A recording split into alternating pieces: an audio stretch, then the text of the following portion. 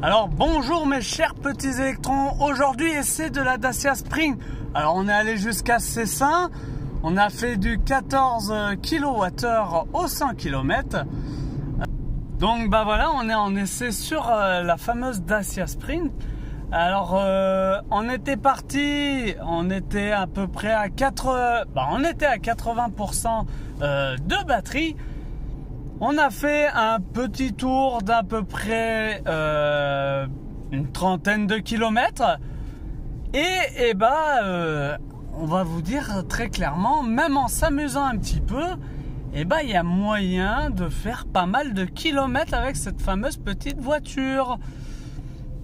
Donc très clairement, moi je la conseille pour tous ceux qui veulent une petite voiture qui est efficace dans tout cas de mesure, à part sur l'autoroute. Elle ne sera vraiment pas faite pour l'autoroute, mais par contre pour tout ce qui est petite voie rapide, rocade, on va dire voie à 70 jusqu'à 110, elle fera le job. Elle est là pour vous aider à commencer dans l'électrique. C'est une voiture qui peut vous servir aussi en seconde voiture. Maintenant que les hausses des prix ils sont là, on va dire que c'est une voiture, elle vous promet bien 250 km d'autonomie réelle pour un qui roule un peu sportivement.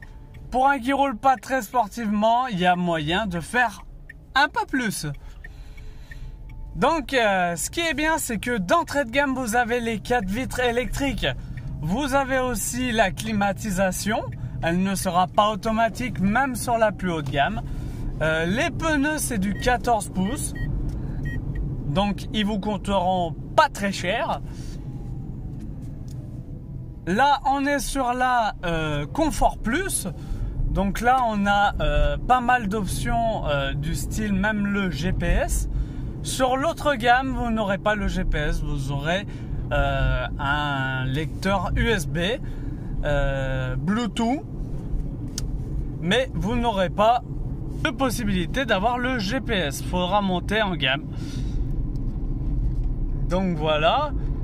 Le chargeur, pensez bien que si vous voulez le CCS combo, il faudra rajouter 600 € pour avoir du 30 kWh. Sinon, c'est une 6,6 kWh en recharge basique sur une borne de recharge qu'on trouve publique. D'entrée de gamme, vous avez quoi d'autre? Vous avez les feux automatiques. Vous avez aussi les essuie-glaces automatiques. Ça peut servir, c'est pratique.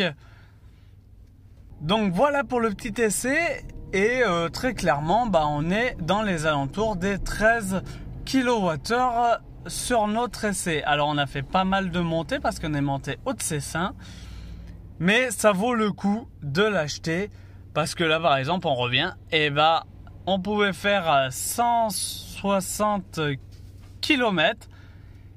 Donc là actuellement on va la rendre avec à peu près 23 km qu'on aura fait nous, et on est à peu près à 13 kWh au 100. Donc très clairement c'est une bonne voiture à tout faire à part de l'autoroute et des très longs trajets, parce que comme je vous dis c'est 250 300 pour le grand maximum. Donc moi je vous dis à très bientôt sur la chaîne Je vis en mode électrique. N'hésitez pas à mettre un gros pouce bleu, à vous abonner à ma nouvelle chaîne et surtout à mettre un commentaire si vous en avez